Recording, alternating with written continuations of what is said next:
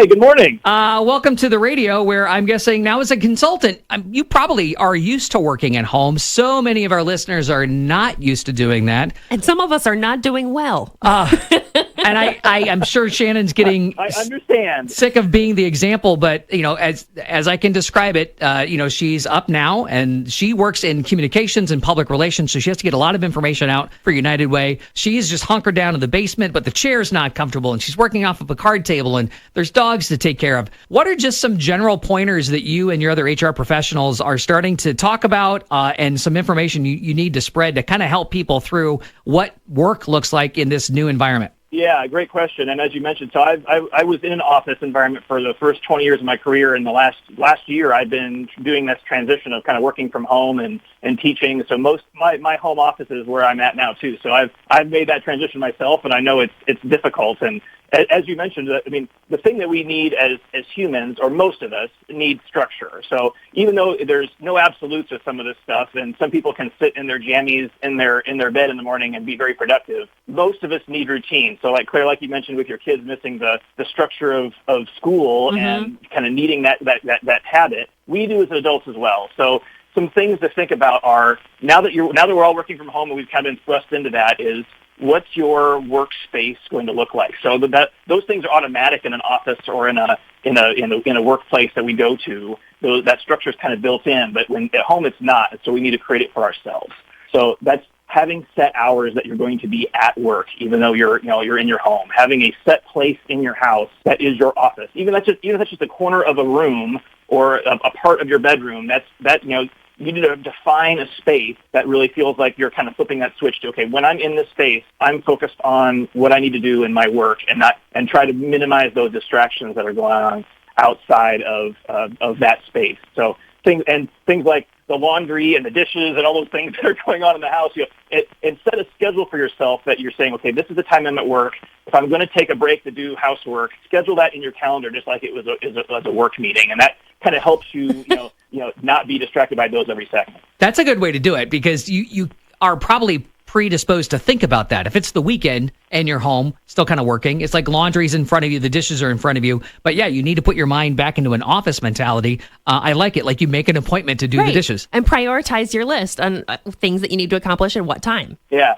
And then once you've kind of got that structure built, then you really got to kind of flip your switch mentally about how do I get to work, right? So get out of your PJs. that's I know it's very tempting now that we're all home, and hey, great, I don't have to get all dressed up for work, and that's true. But I know people that still get up and shower every morning, or shave, or trim your beard, Eric. That might be a good idea. Hint. I'm trying to become a mountain man, Jason Glass. You just let me transition. Well, if that's your new career, it might be.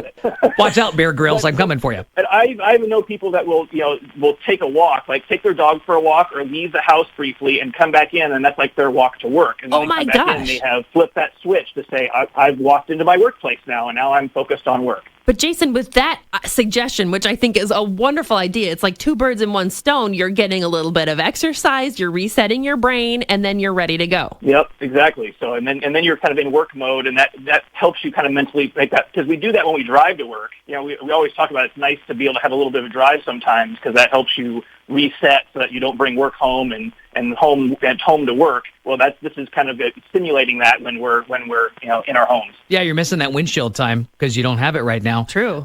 So a lot of this has to be done telecommute-wise. Technology is great. It allows us to have Zoom meetings, go to meetings, conference calls. But if I'm a person maybe in charge of a team, or we're a week into this, what are some good do's and don'ts as far as like how much communication should there be? How should you be better planning your team to kind of understand people work differently remotely? Yeah, it's funny. I've been in HR for 20 years, and I remember when I first started, it was the internet was still pretty new, but it was still, we kind of conceived that we could be working from home all the time. And here we are 20 years later. It's kind of like flying cars. We think it's going to happen, and it's always out there. But now we've been thrust into it, and luckily the technology is really there to make up for what we didn't have in those other years where you could physically do it because of conference calls and those kind of things. But what we miss in the office is that interaction, that social interaction that really helps us to build trusting relationships with our coworkers and with our teams, And that's what makes us productive, is because of some of those things. And that gets lost when we're working from home. So as leaders or as teammates, we need to be much more intentional about scheduling time to just have some social interaction, whether that's some small talk before and after a conference, a conference meeting or a web meeting, or just scheduling a lunch break where we all get on Zoom and have our lunch and talk about our kids or what's going on in our lives.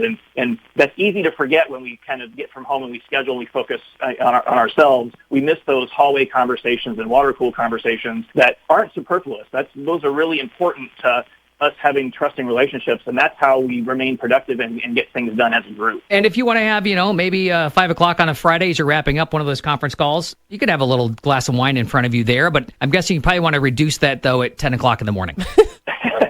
Yes, that's right. Well, hopefully it eliminates some of the unhealthy gossip that goes around the office, and we focus more on the positive stuff. But you're exactly right. In fact, you mentioned I'm president of a local HR association, and we had an ISHRA happy hour last night where we just set up an open Zoom meeting for people to come in and out and ask questions about and vent about what's going on in their workplaces and share ideas, and several people had a beverage with them, and so it was a great way to socialize and catch up with everybody when we're all kind of sequestered in our houses. Jason Glass, HR professional, president currently of the Iowa Senior HR Association, also a teacher with the University of Iowa for both HR and management.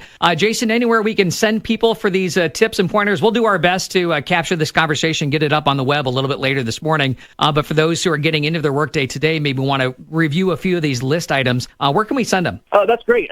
So you can find me on LinkedIn. I'll post some notes from this meeting on there as well as on on Facebook. You called this a meeting. Thank you. You called this a meeting. On Iowa Senior Human Resources Association. It's ishra.org. You can go there as well, and these same updates will be there here shortly. That sounds great. Jason Glass, thanks meeting for joining adjourned. us. Yes, meeting adjourned. We had an official meeting, Claire. Oh my gosh. I think based on what he said, we can have a cocktail now. Hey, woohoo! Jason, thanks for joining us this morning on the Morning Scramble. 5 o'clock somewhere. You bet. Thank you, guys. Thanks.